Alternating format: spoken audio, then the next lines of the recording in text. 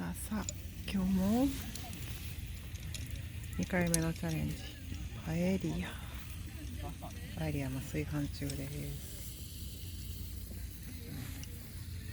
これは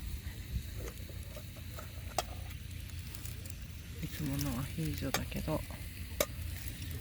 リーブオイル忘れたから後で買いに来ます。焚き木にお肉、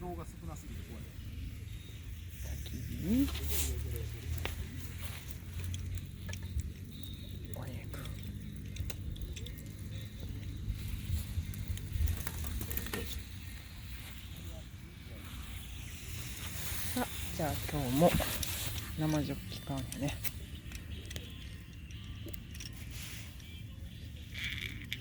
これえらいことになりそうなんでここで切ります。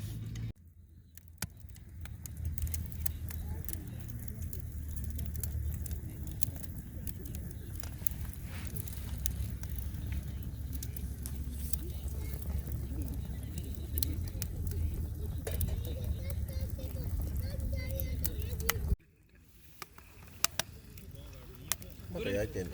あ、さっきのあれがやりてない。ニンニクが。